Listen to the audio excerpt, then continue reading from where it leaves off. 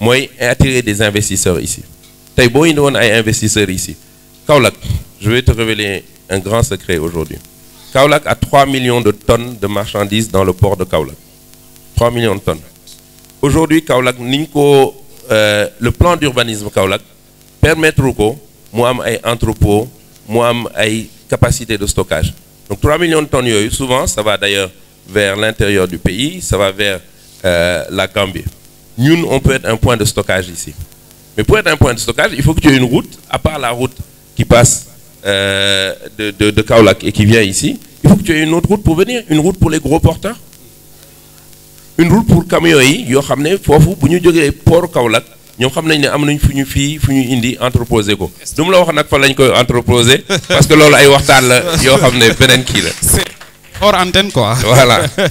Ok monsieur Sy mais boobu léegi ñoo ngi taxaw ci désenclavement bi est-ce que parce que tamit sooy xool collectivités locales yi suñuy xool suñu problème yëpp moom mooy maanaam toujours dañ koy wax acteurs politiques yëpp dañ koy wax chômage mais ça c'est un peu difficile pour les collectivités locales de trouver un travail pour les populations. Absolument. C'est très difficile. Maintenant yow da nga nañu sa programme am na si ay buntu yoo xam ne suñu si jaaree xëy na taux de chômage boobu dina wàññeeku waxagum nga si désenclavement bi à part le désenclavement. Formation beaucoup de formation professionnelle. On a un CFP ici. Il y en a déjà. Il y a un centre de formation professionnelle qui est mal outillé. Man dem naa fa. li ñu am ci matériel doyul. seen terrain bi ñu nekk sax dañ koy louer. alors que war nañ leen utal beneen terrain le budget bi ñu leen war a utal 12 millions yoo xam ne état bi approuvé na ko ba pare. mairie bi joxagul leen terrain bi nga xam ne ñoom yelloo nañ ko pour mun construire un nouveau centre de formation. xale yi dañu leen di former ba pare du ñu am stage. man am na ay xale yoo foofu ci centre de formation yoo xam ne man maa leen wutal stage fu mu nekk nii. c'est ça le combat. formation recenser xam nga wax naa la ko première chose bi mooy ñu def une cartographie recenser dans chaque quartier dans les 7 quartiers de Guinguinéo ñan ñooy xale yi fa nekk ñan ñoo ci am formation ñan ñoo ci amul formation ñu xool nu ñuy établir ay partenariats avec les centres de formation on a des gens de ay doomu Guinguinéo yu nekk fii ci ay centres de formation. ma ciy cité Zakaria Sall qui est un brillant fils de Guinguinéo qui a formé beaucoup de gens de Guinguinéo ñu def nag mais il faut institutionnaliser ça xam nga tey Alpha mun na jël ay xam nga tey Alpha mun na jël ay doom Guinguinéo ay mbokkam ay xaritam bàyyil na am problème ay mbokkam ay xaritam wala ay doomu xaritam former leen et ne alhamdulilah moi je suis quitte avec ma conscience mais c'est pas ça qui va sortir Guinguinéo ci camp bu ñu nekk. il faut que ñu def ko institutionnaliser ko.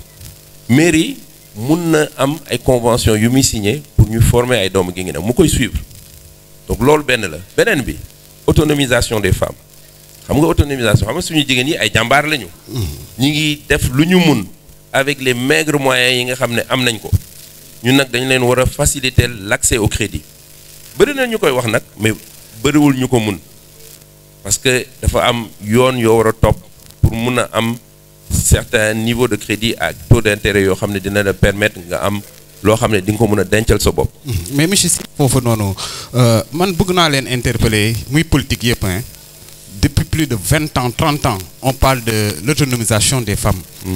À quand jusqu'à quand. C'est ça. Parce que chaque fois les femmes là duñ ñu wax ne kenn financé wu leen. ba depuis Maty ñoo ngi leen di financer. mais jusqu'à présent les femmes n'ont pas encore vu l'issue gisaguñ ko. ñaar nit ñoo ciy réussir ci financement yooyu téeméeri nit ya sa des dem di fay bor. waaw est-ce que continuer même politique bi tamit am na njariñ est-ce que ne doit pas y avoir une rupture xool beneen schéma boo xam ne moom lañ mën a encadrer jigéen yi jàppale leen. Mansour xam nga loolu li ko waral ci sama gis-gis mooy accompagnement bi ñu leen war a joxuñu leen ko xam nga wax nga ko dañ koy wax depuis 20 ans 30 ans autonomisation femmes souvent nag malheureusement c'est un discours politicien comme la koy nangul de discours politicien la dinañ leen jàppale dinañ leen jox ay moulins dinañ leen jox ay outils de transformation. est-ce que du gars yi noonu lañ leen di campagner sax. noonu la ñuy def mais gars yi noonu la ñuy def. en tout cas les politiciens là. non ils sont terribles les politiciens là. amel ngeen àq jigéen yi. ñun nag Mansour xam nga la différence néewuma nag vraiment parce que man am naa ay mbokk ay xarit yoo xam ne politiciens lañu ku nekk tamit am na loo gëm man je suis un chef d'entreprise bu ma dugalee sama xaalis fenn bu ma dugalee sama alal fenn dama bëgg mu am résultat du ma dugal sama xaalis te du am résultat donc femmes yi boo leen jàppale tamit utal leen ay financement da nga leen di accompagner leen avec des structures qui existent qui permettent des ONG des fondations yoo xam ne dinañ leen accompagner ba ñu réussir bëri na ay ñoo xam ne réussir nañ ñu nag attention mais il y a beaucoup de pertes de déchets aussi parce que politiciens yi bu ñu la joxee xaalis wala ñu utal la financement bàyyi la mais Mansour combien d'entreprises fii mettent la clé sur la porte au Sénégal au bout de 1 année ou de 2 ans ou même dans le monde hein c'est mais morné parce que informel bi mooy dominer du ñu am système de comptabilité xaalis bi bu duggee gars yi jël ko lekk ko def ci loo xam ne waruñu ko woon def mais loolu lu koy faj mooy nga am des mesures d'accompagnement nga defal leen un cadre boo xam ne nii la ñuy liggéeyee ñun tey dans le cadre de Siggil Guinguinéo maintenant dans le cadre de la coalition Benno Bokk Yaakaar on est en train de faire un recensement parce qu'on a des financements qu'on va donner on prend tout notre temps gars yi lu nekk dégg naa ko ci nag non da leen di nax da leen di kii tout est structuré convention bi signé naa ko fonds yi ils sont disponibles mais balaa ma koy joxe dinañ former femmes yi dinañu assurer wu que ñoom dinañu fay li ñu war a fay et qu'ils ont un travail boo xam ne suba du ñu ñëw ñu ne ñu tëj nañu wala mënoon ñu fay bor bi c'est ça le vrai développement loolu mooy vrai développement da nga leen di accompagner da nga leen di gunge da ngay nekk ak ñoom. dëgg la monsieur si. on veut créer des entrepreneurs Mansour. Notre objectif c'est de créer des entrepreneurs à Guinguinéo de favoriser l'entrepreneuriat à Guinguinéo on a des entrepreneurs ani Racine Diaw ngi fi il vient de monter son showroom son label sol sa yëf man moom laay sol sax tey bon tey yoo laa bëggoon napp nii rek moo tax moo ñëw ak sama costume mais sol sa yëf laay sol non ak yeneen yoo xam ne xëy na dinañ ci ñëwaat dans le cadre du programme effectivement monsieur Sy dafa am point bu am solo boo xam ne souvent politiciens yi dañ koy soofantal mooy le cadre de vie bariwul luñ ciy wax xaw ma dañ ko ñemewul xaw ma te xam ne moom mooy def bilan bu gën a gaaw c'est-à-dire le cadre de vie loo ci def nit ñi dañ koy gis mu ne jàkk te malheureusement les politiciens yow mi y compris joxu leen ko fulla noonu dinaa gis rek ñu bind waa environnement jëmbat garab raxas tali yi et cetera mais après. oui je suis d'accord Mansour loolu moom xam nga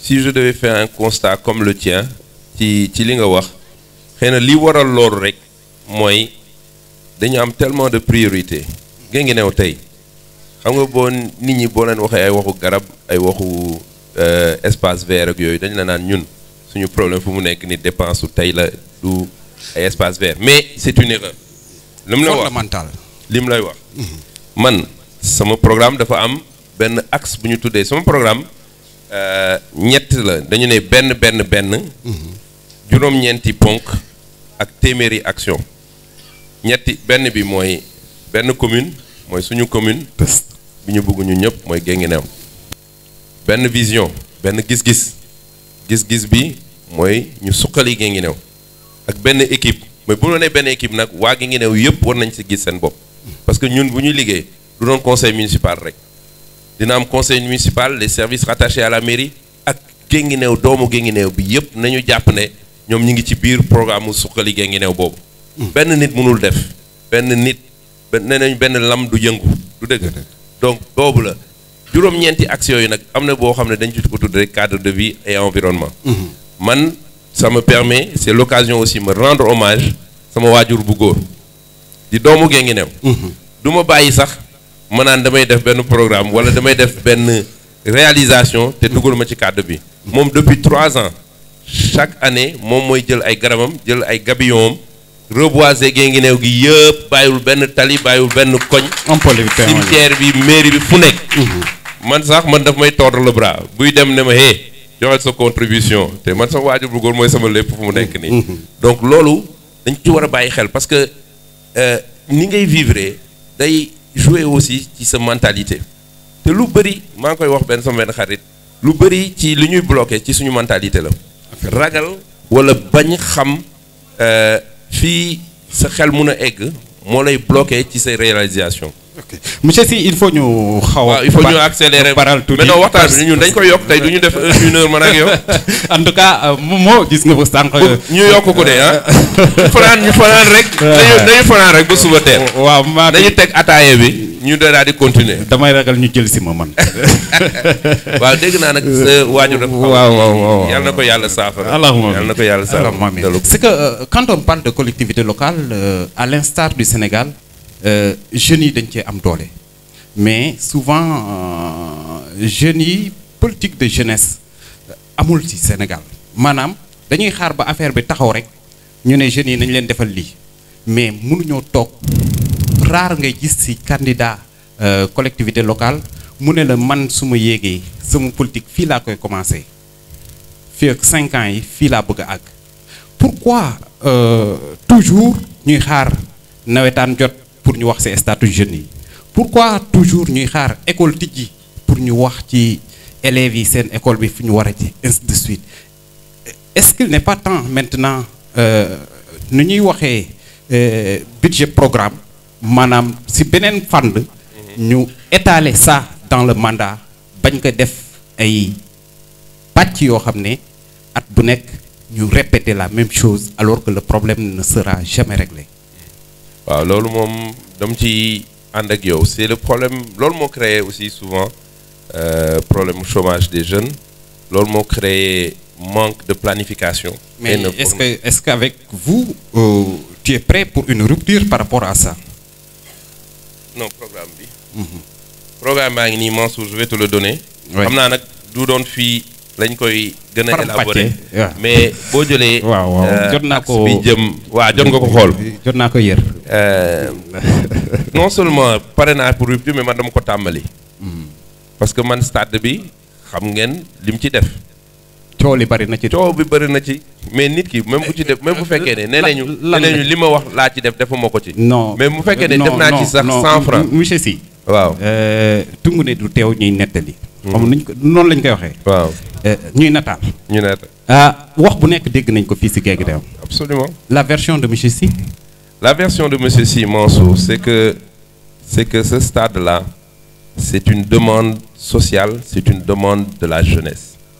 ma nekk ci nag c'est un stade Olympe Africa xam nga nit balaa ngay dugg dara da ngay comprendre li nga amal affaire waxtaan ci waa Olympe Africa may nuyu au passage Pape Serigne Ba qui est maintenant le coordinateur du Forum Civil nekkoon fii représentant Olympe Africa man ak moom dox nañ ci ay jéego yu bëri Dakar ak fu nekk ñu xam ne Olympe Africa boobu amatuñu budget ma jël man sur mes fonds il y avait le mur qui était tombé. Il y avait la pelouse, enfin la pelouse, c'est beaucoup dit. Il y avait les herbes qui avaient envahi le terrain, les grilles qui étaient tombées en ruine. ñëpp xam nañ ko man jaruma ci ñëwaat ñu jëlaat yooyu yëpp ne léegi ñun nañ ci def am benn convention bu ñu signé ak mairie kii signé convention baa ngi fii toog ci public bi ñu def ci li ñu ci war a def ba pare ne mairie lii ak lii def nañ ko ci ndaxam mun nañu commencer ci stade bi wala am na leneen loo xam ne gis ngeen ne war nañ ko ci def pour ñu tàmbali xale yi mun am ci seen stade bi commencer gis nga Mansour Olympe Africa il y en avait 5 si je me trompe pas au Sénégal qui ont démarré en même temps on est le seul qui n'a pas commencé ñeneen ñi tey am nañu gazon synthétique à Gandiaye ça à Gandiaye à la Somone ça a marché mais mooy li ngay wax manque de vision bi moo fa nekkul. kon da nga bëgg a condamner. absolument l'équipe municipale qui. absolument une responsabilité pleine et entière. pourtant monsieur Sy ñoom tamit ci seeni argument nee nañ ñoom mënuñu ci def dara tant que Olympe Africa boobu joxu leen ci ndigal. Mansour tribune bi nekk foofu budget bi man maa ngi woon ci conseil municipal bi. man indi naa ay entrepreneurs des ingénieurs du bâtiment ñu ne ma tribune bi nekk foofu nee nañu foog naa 30 millions lañ ci def. ani xaalis boobu. tribune bi nekk foofu Mansour. certainement tribune bi par contre ma leeral ko doomu Guinguinéo yi il faut ma leeral nañ ko. tribune boobu dara baaxu ci. lumière yi benn yoon la lumière yi mos a tàkk mooy jour bu ñu ko installé dañ ko tàkk mu fayaat. peut-être ñoom danañ am seen argument. li may wax rek ma bañ a parce que le passé est le passé xam nga il faut pas être passéiste il faut pas ñu dellu ci passé bi.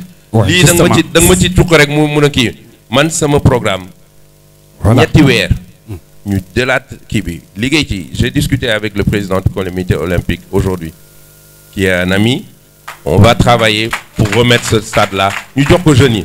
Par contre, il y a un élément qu'il faut qu'on sache. Le gazon synthétique, par exemple. Il faut pas raconter des histoires aux gens. Parce que donc, gazon synthétique, nous avons légué. Nous planifions 1 an, 2 ans. Mais que le terrain soit praticable. Mais sur Charles Day, il y a pas de Charles Day. Charles Day, il y a sécurité. Dokhul Bahoul. Si vous avez sa gande, vous rousse. Donc, puis au moins, on est à l'entrée de la ville, géographiquement, c'est un stade qui peut attirer des compétitions dans tout le département et dans toute la région. Li mu soxla moy dal bobu tribune bobu lolou li fa gaay tek ñu dindi ko défar li nga xamné moy vestiaire yi le niveau central. Il y a des experts ici en sport qui sont mieux dire que moi. Rétablir les lumières parce que les lumières yoyu mën nga dem maye ji ko hein. Les lumières yoyu amatuñu ben njëriñ. Nga rétablir indi fa lumière bi. Défarat peut-être pour suñu mag yeeg yoyu parcours sportif bi la piste là ñu défarat ko. Yoyu mën nañ ko def. Monsieur Sy suma la déggé ngay wax ni da fay melni yow ce programme ci walu sport yépp ci stade bobu la yem. Ah non. Ah parce que non da ma laaj ci stade da ma laaj ci sport bi. da ma laaj ci stade bi pardon. Mais ci walu sport man ci sama équipe sax aujourd'hui j'ai des gens qui ils ont le club fitness de Géo. On va soutenir le club fitness de Géo. On va faire un parcours sportif. Xam nañu sax fi ñuy defee parcours sportif bi fii ci gannaaw kaneen fii am nañ fii benn zone bu large boo xam ne mën nañ fa def parcours sportif. On va soutenir l'USG. USG, c'est notre équipe phare. Dañ leen war soutenir man soutenir naa USG ba sonn mais institutionnellement aujourd'hui dañ leen di soutenir mais il faut que ñu xam nu ñu leen di utale ay sponsors. D'accord monsieur Sy il faut ñu baral. Ah yow boo laajee question moo tontu la. Non waajee may xoj si ginnaaw. D'accord parce que tamit on est en zone rurale. te ku ne zone rurale sa xel dem ci mbay mi ak sàmm gi. Malheureusement comme ni ma ko waxee ci école bi hein souvent noonu la su nawet jotee ñu ne nañ dimbale baykat yi su nawet jeexee fàtte nañ baykat yi. Est-ce que y a dans ton programme loo xam ne mën nga ñu ko jukkil tegal ñu ko mu wane ne lii dina tax baykat bi di liggéey pendant toute l'année au moins. Absolument Mansour dañu war a bàyyi. foofu la ñu war a jëm. dañu war a bàyyi di bàyyi nawet rek dañu war a mun a bay noor déjà. problème mu bay noor c'est l'eau. C'est l'accès à l'eau. Donc il faut aider les populations, aider les agriculteurs, ñu jàppale leen ñu mën am un meilleur accès à l'eau. Loolu man xam nga sax fu mu nekk nii mais loolu du ma bëgg sax di ci ñëw torop parce que c'est plutôt personnel. Am na benn forage boo xam ne man ak samay rak ñu ngi koy def fii à côté di ko def ci commune Ndiago mais ça n'a rien à voir avec le développement ou la politique. C'est quelque chose de très personnel. Mais loolu war nañ ko fi mën a indi. Beneen bi mooy la mécanisation. Dañu war a bàyyi di béy ak ay ileer ak ay mbaam ak ay fas. mais sa gars yi ko def kat sa gars yi la. Non parce que on a parlé de mécanisation depuis plus de 10 ans. Wow. Mais ce sont les mêmes acteurs, les mêmes producteurs ñoom la ñuy joxaat le matériel agricole souvent baykat bu ndaw bi pour mu jot ci problème la. xam nga li waral loolu parce que mbaykat bu ndaw bi xëy na dafay néew doole individuellement. boo leen groupé dafa ay coopérative am benn maire boo xam ne taxaw na maire boo xam ne bu demee bu bëggee ministre de l'agriculture dina ko gis bu bëggee gis président dina gis président ne leen coopérative bu Guinguinéo ngi nii soxla nañu bés bu tracteurs yi wàccee. bu gars yi di xëccoo parce que dañu wax dëgg Sénégal dafa am nu muy doxee à tort ou à raison. mais Sénégal nu muy doxee mooy da ngay dem xeex say droit. ñun nag amuñu kenn ku ñu xeexal say droit. à tort rek lay doon. à tort lay doon man nangul naa la ko. voilà monsieur Sy di fàttali ne tey le candidat Alpha Ousmane Sy ñu gën ko xam si Alpha Adis moom lañ dalal tey ci waxtaan wi nag xam ngeen ne benn waxtu lay durer dafa am foo xam ne suñu fa tolloo dañuy woo suñu jarbaat Momo mu jukkil ñu yenn réaction yi nga xam ne moom jot na ko glané ci biir réseaux sociaux yi moo voilà merci.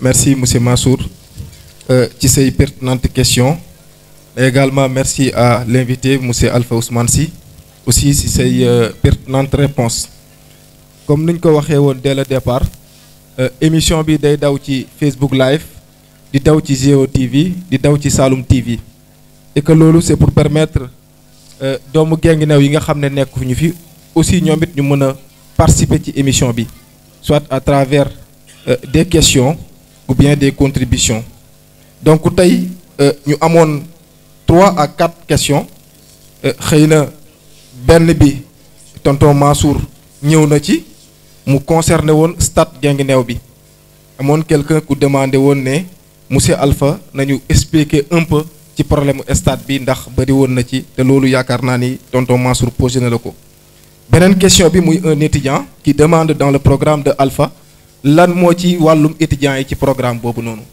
ban place la ci étudiants yi occupé ki nga xam ne aussi mooy soxna Astou Mbacké moom it mu bëggoon le président Alpha wax ko ces 5 points majeurs de son programme donc ci biir programme am bi mu jukki ko ci 5 points majeurs un autre Idrissa Babou mu ne par exemple Alpha su jëlee mairie bi incha allah lan la envisager pour def ko pour mën a diminuer le fait que jeunesse su Guinguinéo di génn di dem feneen di liggéeyi bokk jeunesse bi pour retenir leen dans cette localité donc pratiquement yooyu mooy 3 questions yi nga xam ne moom lañ internautes yi posé di leen remercier bu baax a baax merci.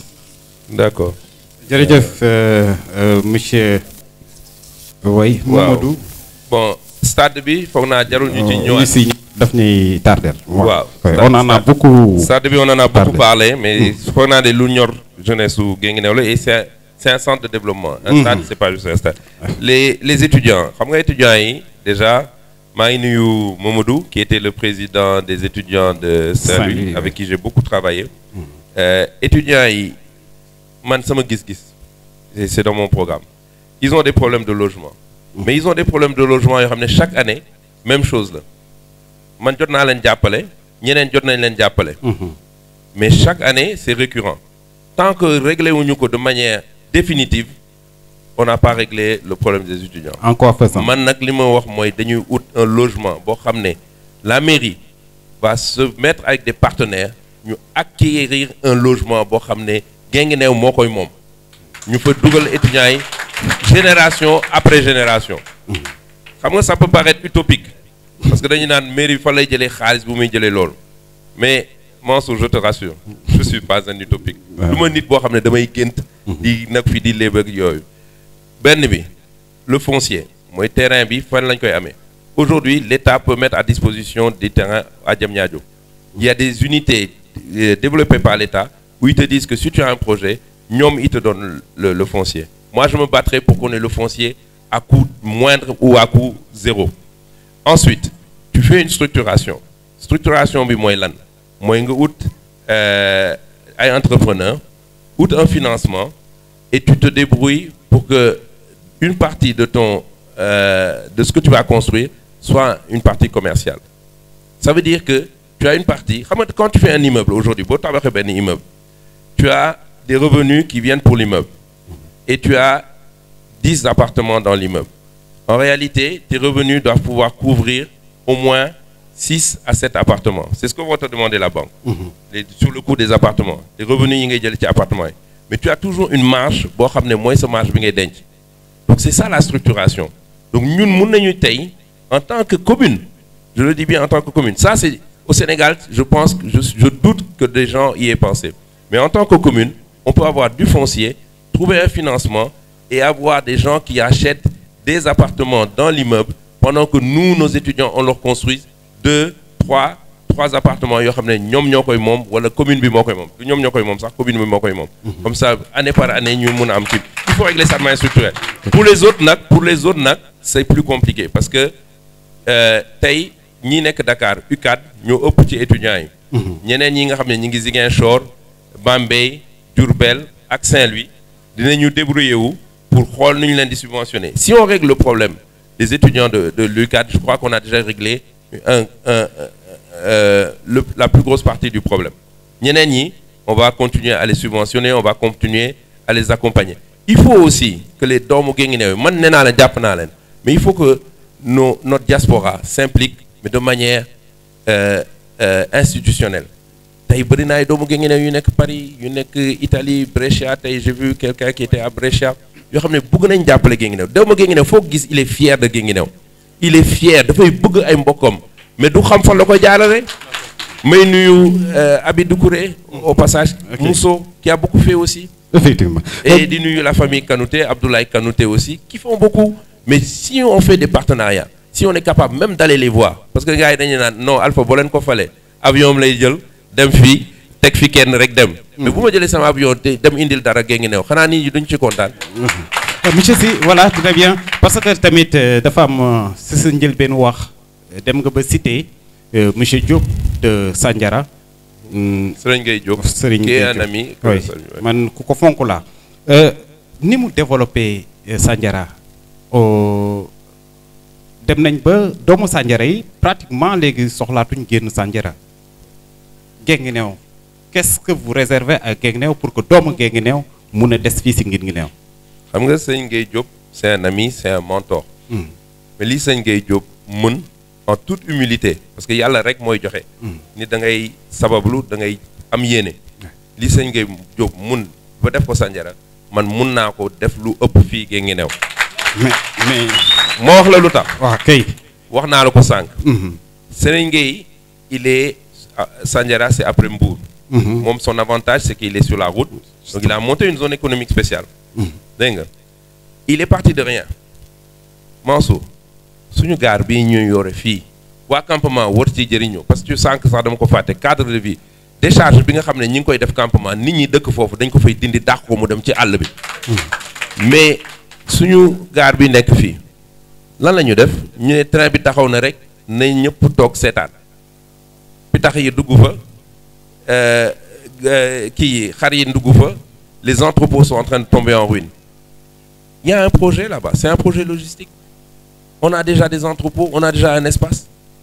Serigne Diop, il n'avait pas ça quand il a démarré. Il n'avait pas un port à 22 km.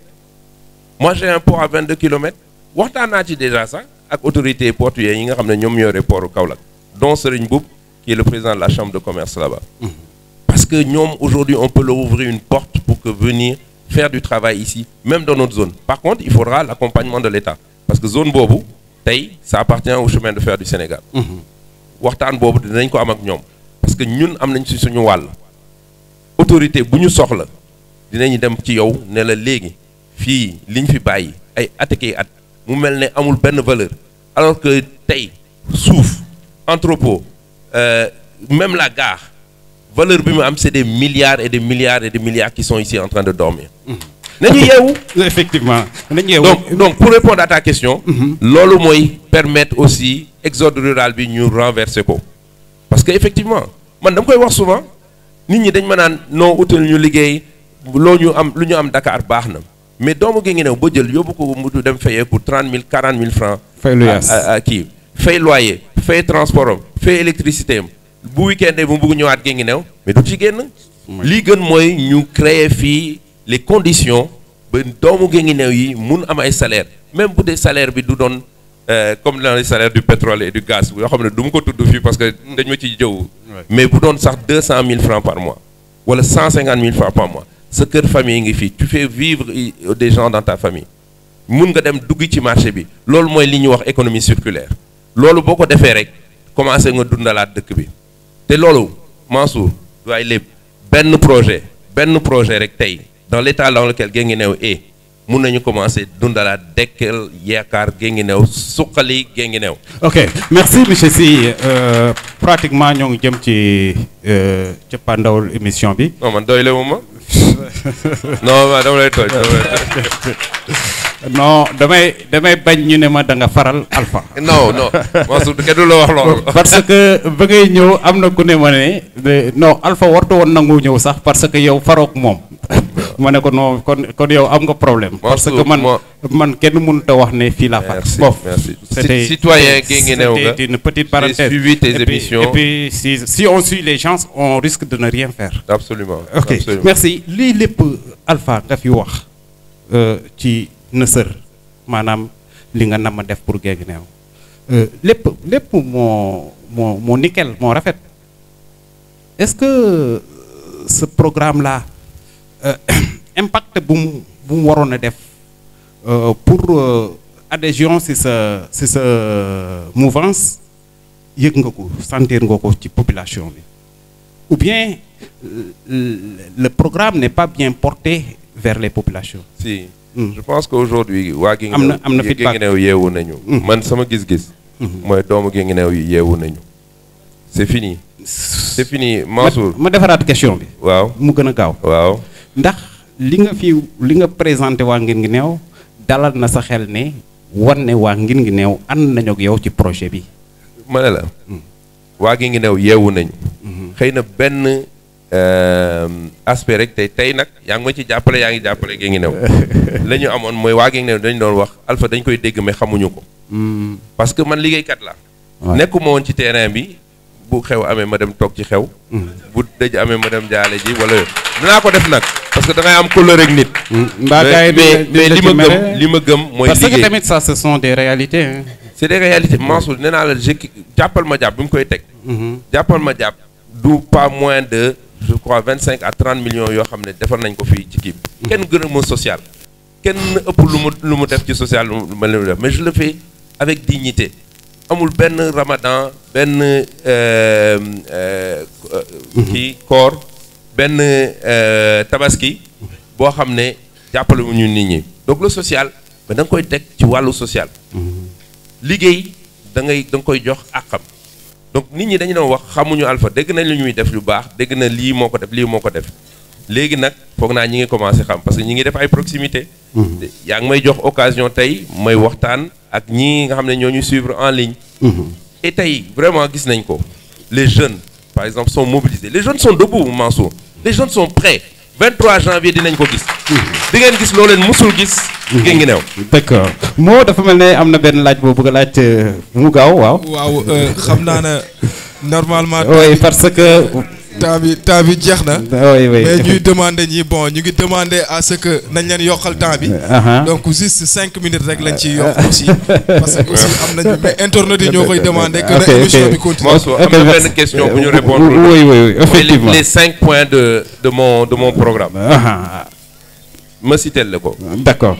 rapidement rek. ma bañ a guddal. wax naa ko réduction du chômage des jeunes. désenclavement de Guinguinéo de la commune. Bonne gouvernance. Mais Mansour, Guinguinéo commune Guinguinéo amul site web du tout. Yéen fii tey vous êtes sur Facebook, vous êtes sur les réseaux sociaux. Guinguinéo amul site web. J'ai acheté nag vraiment je le dis wax naa ko waa Forum Civil le site guinguinéo.com. mën na 5 ans.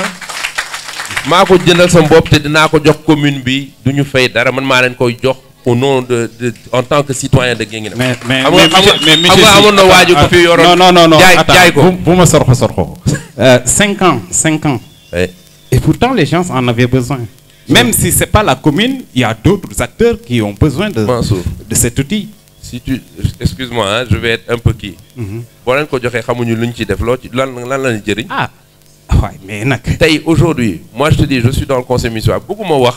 mu mel ne damay non wax nga ba pare kañ monsieur wax nga te dinaa la yëgal benn affaire nag waa conseil municipal ñoom ñooy ñëw ñoom ñooy ñëw bi jaw Pape Ndiaye programmation bi dit Mansour comme lu mu la waxoon c'est pas la peine de regarder derrière effectivement waa Guinguinéo nañu xam ne y a un avenir qui se prépare. On a un guinguinéo.com, c'est une adresse, c'est un domaine. On va l'utiliser, on va mettre des éléments là-dedans. Des éléments pour que Guinguinéo, parce que loolu tamit ci sama point la Guinguinéo dañu war a yëkkati tuuru Guinguinéo yëkkati ko nit ñi di xam di dégg Guinguinéo parce que loolu c'est du marketing. Sandiara foo tollu da ngay gis Sandiara il est sur internet.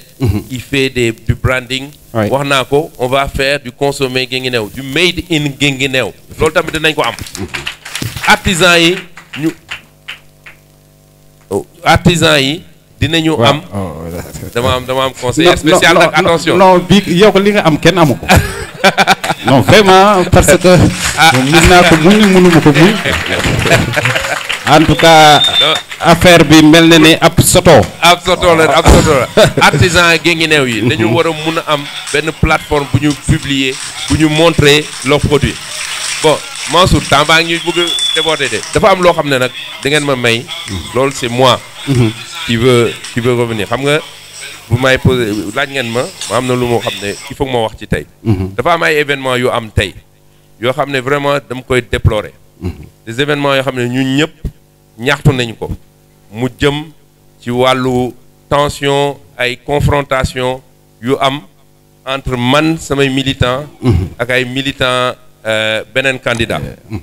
di wax ne moi j'étais le premier concerné parce que bii affaire bi amee man maa bàyyi woon samay militants sax ñoom ñu demoon en pause ma demoon seeti suñu benn kilifa diine pour saafanteeg moom waxtaan ak moom ñu génn di dox di dem pour seeti yeneen ay nitam kii nga xam ne tey mi ngi naan que dama ko agressé dama ko violenté waa këram gisante wuñu sax gis naa ay militants ma nuyonteeg saafanteeg ñoom ree tooñ ni ngeen ma xamee. gis nga ni ñu mel nii noonu laa def ree tooñ avancé kilifa diine bi sama seede la bi ma génnee bi ma duggee nag lañ ma ne attention am na lu xew ci biti ma ñëw ne sama militants yi ñëpp jóg leen dama yuuxu sax ma ne leen jóg leen yéeg leen ñu dem après nag dégg naa fi nu nekk loo xam ne nag diffamation la Mansour. ñun on est pour la paix dañu nekk pour jàmm ci la yëpp xaj jàmm mooy indi développement jàmm la ñu soxla Guinguinéo te ku ñëw ci jàmm di nga ñuy fi fekk waaye du ñu nangu kenn di wax lu dul dëgg di def lu dul dëgg di ñu jéem a napp du ñu ko nangu. Il faut que ce soit clair. D'accord. Je veux que ce soit clair. Parce que y a de l'intoxication xam nga nag nit ki boo nekkee jiitu da nga jiitu xam nga yaa ngi koy wax sànq. Est-ce que population yi adhéré nañu suñu programme. C'est clair. Aujourd'hui Mansour en toute humilité yàlla rek moo mën. yàlla rek moo yore la réponse finale. yàlla li muy bind na ko kii nekk maire Guinguinéo yàlla bind na ko. mais ñun gëm nañu de population yi xam nañu donc ñii nga xam ne tey mënuñu présenter un programme mënuñu défendre seen programme xamuñu ñuy défendre seen programme ils font de l'intoxication. Lii c'est de l'intoxication et il faut que ça s'arrête.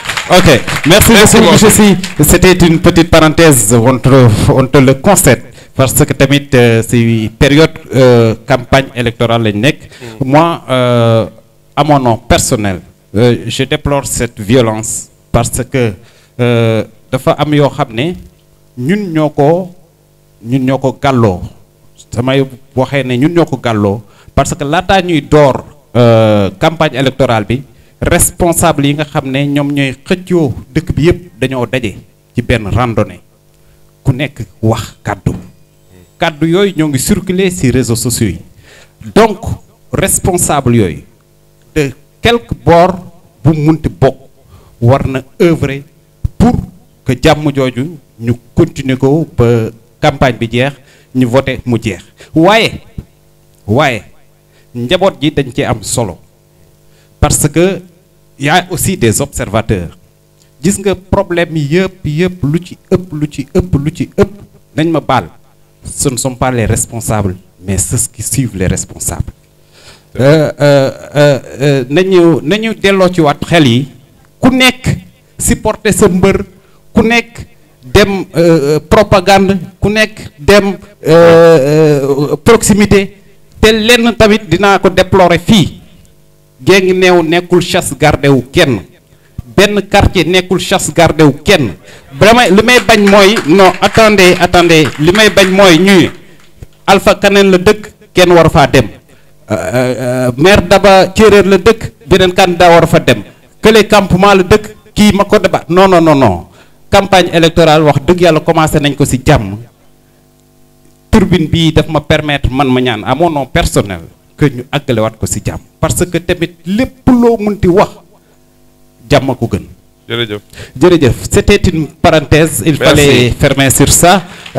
Malheureusement monsieur Sy waxtu wi jeex na te bëgguma tooñ tamit xanaa dañ lay bàyyi rek xëy na am na yoo xam ne bëggoon nga ko wax ci benn 1-2 minutes loo xam ne peut-être suñuy laaj jël ko en compte bëggoon nga ko jébbal waaye askan bi nga wax leen ko. jërëjëf Mansour nga may ma rek très rapidement je veux me li nga wax ni dafa am solo militants yi ñoom souvent ñooy nekk ay problème ñun responsable yi dañu war a am une attitude responsable malheureusement dans ce cas-là la personne n'a pas une attitude responsable déglu leen ko ci réseau yi man doo ma dégg mukk may nekk di wax ci nit di xas nit ci tribune bi doo ma ko dégg mais monsieur Sy comme il n'est pas là voilà mais dama lay wax mi ngi ci réseau yi li may wax léegi mooy Mansour Guinguinéo dañu nekk à un tournant ça arrive dans une vie man sama waajur dafa musa ne ci li ma gën a téye ci li ma jàngal mooy dafa ma ne àdduna ak dëkk dafa ma ne da ngay nekk ci benn tali dafa am ay tournant dafa am ay virage yoo xam ne da nga ko war a négocier virage yoo xam ne da ngay accélérer da ngay restaurer virage bi nag ñi ngi ci Guinguinéo est arrivé au virage il faut tourner il faut prendre la bonne direction parce que li fi nekk tey bu ñu ko naree tegaat ci kaw nit ñi 5 ans dina metti trop ndóol bi metti na chômage bi bëri na infrastructure yi baaxul école yi sonn nañu étudiants yi sonn nañu jàngalekat yi sonn nañu il faut une vision il faut reconstruire nañu ànd suqali Guinguinéo loolu mooy sama kàddu yu mujj yi nañ ci jàpp j'appelle nag encore une fois comme ni nga ko defee que yëpp ñu def ko ci yar ak teggin diffamation yóbbuwul kenn fenn nañu présenter programme yi na nit ñi ñu ñëw ñu waxtaan moi j'ai appelé un débat public un débat contradictoire malheureusement il y a pas beaucoup de gens qui ont répondu Mansour mais ku ñëw loolu lay wax am na candidat bu fi jaar nee na soxla na gars yi débat contradictoire mais personne n'a réagi yow tamit nga ñëw wax je vous invite à organiser ça Pape Ndiaye il faut organiser ça Pape Ndiaye di leen sant di gërëm di remercier ñi fi toog ñëpp sama soxna moom moo ma doon jox yenn conseils yi moom et les journalistes nag non Mansour yow amatoo fi place yow directeur de campagne waaw non amatul place non sa turandoo la am na ko gën a aay xam nga Mansour li am solo ba ñu ñëpp ñoo bokk Guinguinéo nañu jàpp ne ñu ñëpp ñoo bëgg Guinguinéo vraiment te ñu ñëpp suñu ndam la bu ñu gisee Guinguinéo nekk ci kanam nañuy rafet njort loolu moo doon sama kàddu yu yàlla baax na di la sant di la gërëm vraiment merci beaucoup yow tam ñu lay sant di la gërëm bu baax a baax di gërëm assistance bi di gërëm aussi ñu doon suivre à travers le live di jaajëfal bu baax a baax les organisateurs. Merci beaucoup.